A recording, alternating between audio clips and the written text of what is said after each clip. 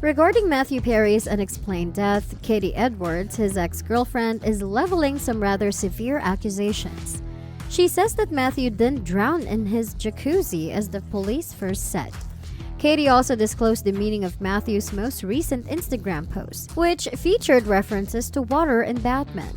Ever since Matthew's body was discovered in a jacuzzi near to a massive Batman sign illuminated by red lights, Katie is certain that there are hints in Matthew's Instagram posts about how he went down.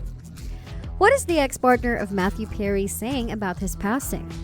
According to Katie Edwards, Matthew Perry's ex-girlfriend, there's a chance the Friends star relapsed in the final stages of his life. In an interview that was released on Saturday, Edwards said to the UK Sun, "I know Matthew and I know that he wouldn't have just drowned. I believe he may have taken medication during the week before this." The ex-model says she met Perry at an Alcoholics Anonymous meeting, and the two went on a brief courtship in 2006. She claims that even after their brief romance ended, they stayed in touch and that in 2011, she even took a job helping him. Perry was discovered dead on October 28 in his Los Angeles home's jacuzzi, appearing to have drowned. 54 was his age. When it comes to the specifics of his death, Edwards claims that things aren't adding up, even if the original toxicology findings were negative for meth or fentanyl. Edwards stated, "It doesn't surprise me that there weren't any prescription painkillers at the scene, as he didn't leave drugs lying around." Aside from a few prescription pharmaceuticals, Perry's Pacific Palisades digs did not include any illegal substances as was previously claimed. There was no evidence because he was paranoid and would take them all before going out for more when he felt ready. According to Edwards, there are hints in Perry's last Instagram post that suggest a potential relapse. The comedian posted a picture of himself in a jacuzzi on Instagram 5 days before he passed away. The message read, "Oh, so warm water spinning around makes you feel good. Call me Matman." Edwards claimed that Perry's use of Matman was a clue that the whole 9 Yards actor was once again abusing illegal substances. He didn't do that Matman thing when he was sober. When Matman was not sober, Edwards said, he would come out and he felt kind of invincible. I was there when he got high, even though I wasn't getting high with him, and he would say, "No, I'm Matman," when I suggested maybe he could cut back on the drugs a little. In addition, Edwards asserted that Perry had a preference for being in the water after abusing drugs or alcohol, citing an incident in which a former neighbor discovered him naked and high in his neighbor's swimming pool. "I had to proceed to that location and rescue him from his neighbor's swimming pool."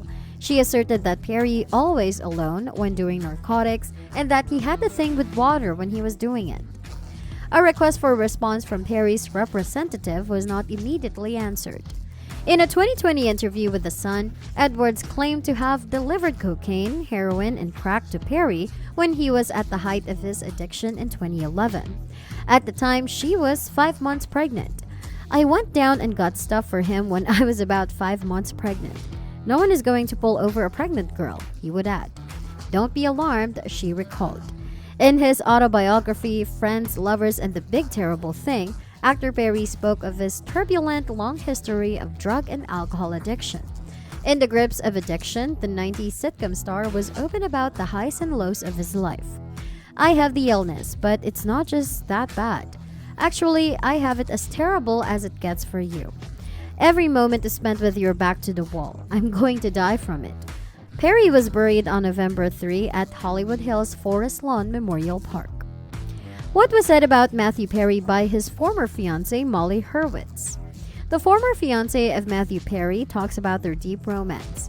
"I loved him more than I could ever know." Molly Hurwitz, who became engaged to Perry in 2020, said the late actor was very talented, but she also noted that he was very complicated. Following the unexpected death of Matthew Perry, Molly, the actor's ex-fiancée, is thinking back on her deep relationship with the late actor. "He would be thrilled that everyone is praising his talent," she started, "and he was really very talented. As the Friends reunion was approaching, we rewatched the show together. I was so excellent." What she remembered him saying, "Look at what I did there?" Hurwitz said, "We analyzed and rewound scenes.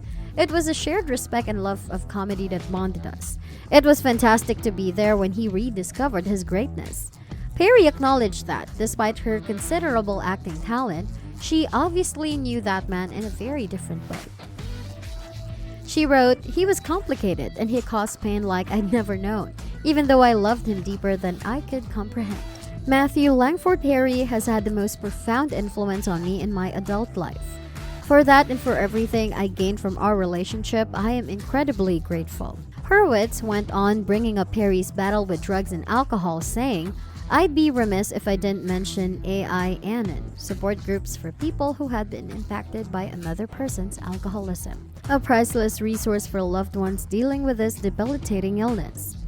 She ended her post with a final remark to Perry, saying, "Maddie, I feel relieved that you are at peace." Hurwitz and Perry started dating in 2018, and in November 2020, they got engaged. Perry and Hurwitz declared their engagement was over by June 2021.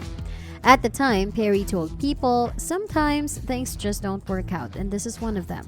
I wish Molly the best." What is said on the death certificate of Matthew Perry?